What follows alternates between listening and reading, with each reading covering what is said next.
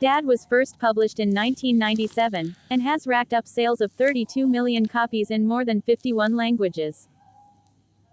Endorsed by many celebrities including Oprah Winfrey, this book stayed on the New York Times bestsellers list for 6 years.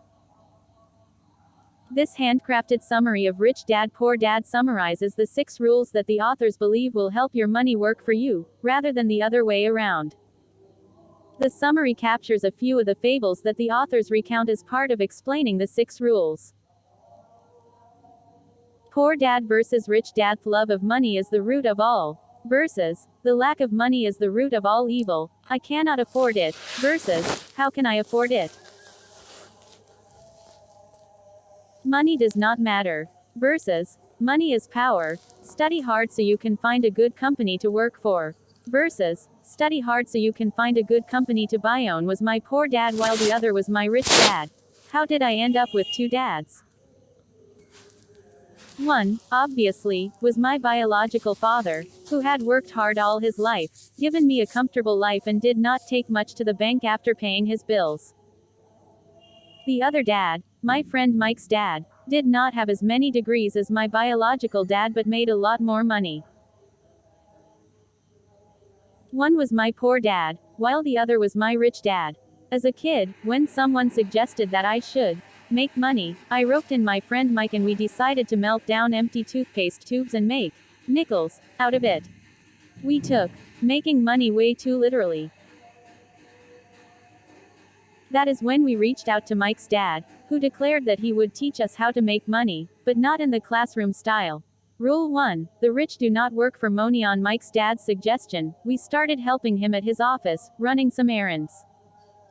The pay was not much, just about enough to help us 9-year-olds buy some comic books. Soon, I was disillusioned enough to stand up and declare that I was quitting my job. When Mike's dad met me, I told him how he was exploiting 9-year-olds. This is where Mike's dad, my rich dad, offered me his first lesson. 01 Book Summary. Rich Dad Poor Dad. Author, Robert Kiyosaki and Sharon Lechter. The poor work for money.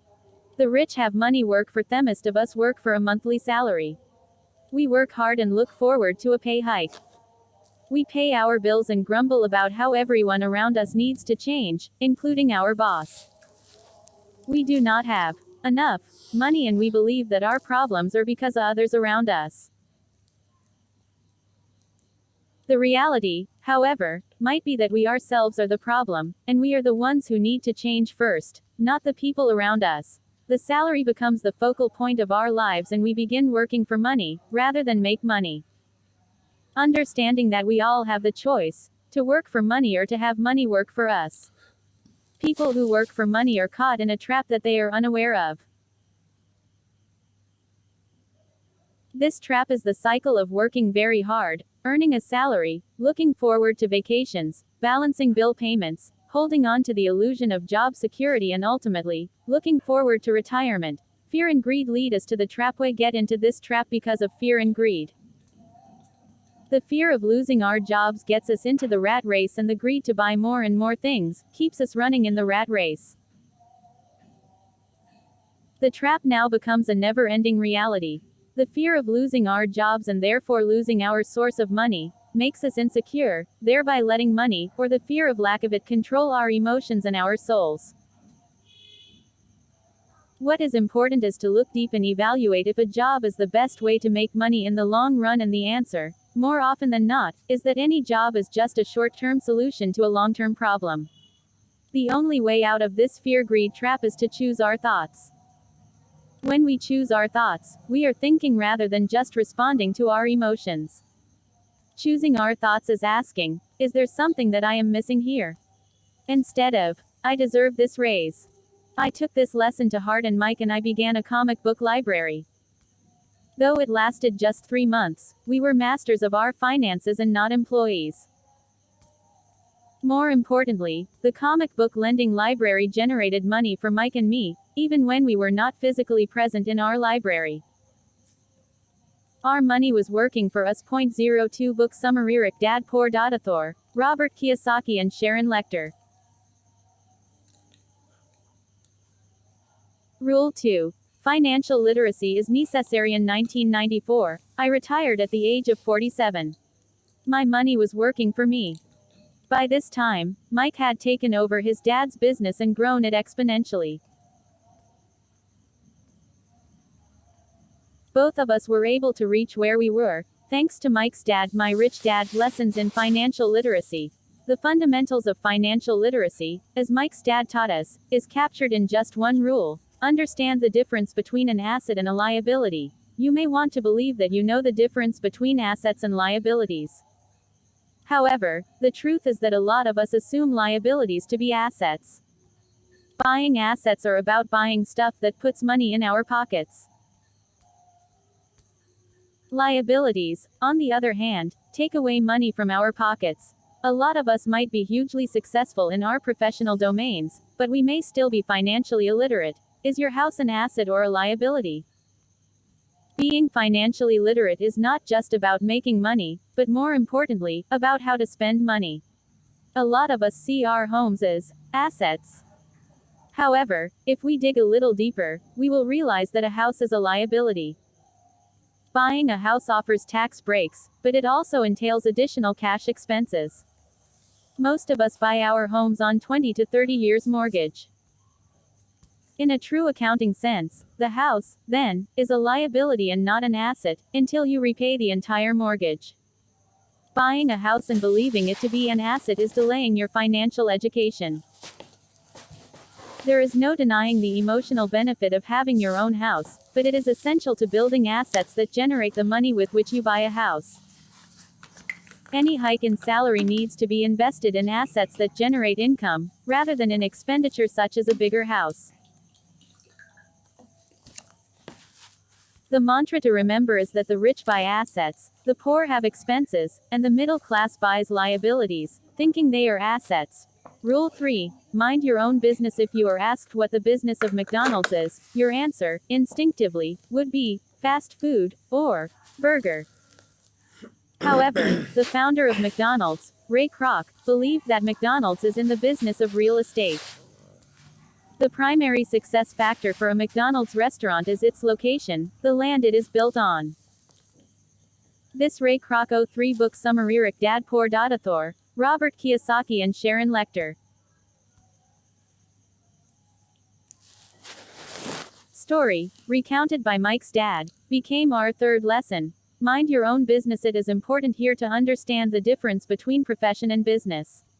A lot of us use these words interchangeably. For Ray Kroc, his profession was to sell franchises for making burgers, but his business was to build assets regarding the income-generating real estate. As a professional, we are minding someone else's business. Instead, we should be minding our own business. As a professional, you are working for a salary that becomes your income. As a business person, you are looking at spending your income to buy revenue-generating assets. The usual assets, like a mortgage-bought home or a loan-bought car, become liabilities when we lose our jobs due to downsizing or restructuring. Minding your business is about buying revenue-generating assets instead of liabilities or vanity goods.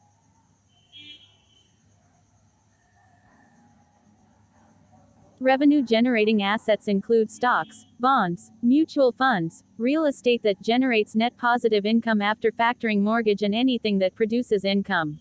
Rule 4. Use the cover of a corporation. Genesis of levying taxes emerged from Britain, and the U.S., unlike most things British, adopted permanent taxation with the 16th Amendment. Taxes today have split us into two camps, the haves and the have-nots. The have-nots believe in the Robin Hood philosophy of, take from the rich. Ironically, it is the have-nots who lose the battle on taxation. Being in a job and working hard only enables the government to tax you more. The haves, on the other hand, plays the tax game very differently. The haves mind their own business, which generates tax benefits for them, unlike the have-nots who have a job and therefore get taxed even before their salary reaches their banks. What is financial IQ? In order to manage taxes, it is important to build financial IQ. Financial IQ consists of the following 4 actions. 1. Understand what accounting all is about.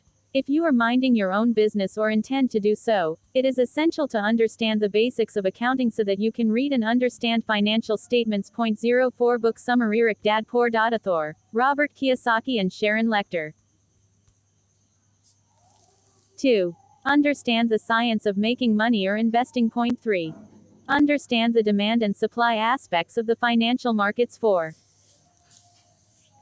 Understand the law, especially regarding how the law interprets the income of an individual versus the income of a corporation. When you work for someone, you earn, pay taxes and spend whatever remains after that. But when you mind your own business, you earn, then you spend and only then do you pay taxes. Rule 5. The rich invent money. When Alexander Graham Bell had just patented his invention, the telephone, he went to the biggest corporation of that time. Bell offered Western Union his patent and his company for $100,000.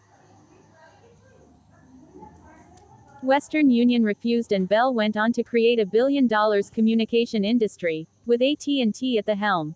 Just like Alexander Graham Bell, we too have our inner critic, which makes us doubt ourselves and possibly beg with others like Bell did with Western Union.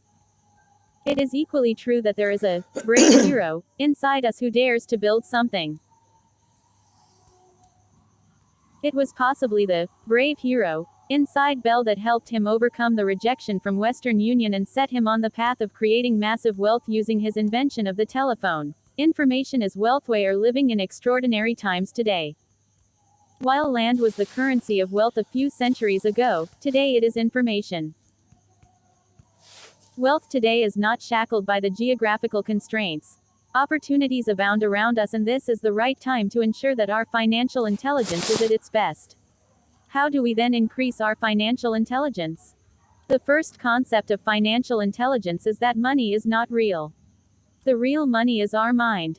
Great opportunities to make money emerge from a well-trained mind. The mind, when trained well, identifies opportunities that later turn into money. Once we realize that the real money is in training our mind to be financially intelligent, we will be willing to take risks and invest in opportunities that others do not see. Book Summary Rich Dad Poor Dad Author, Robert Kiyosaki and Sharon Lechter. 05.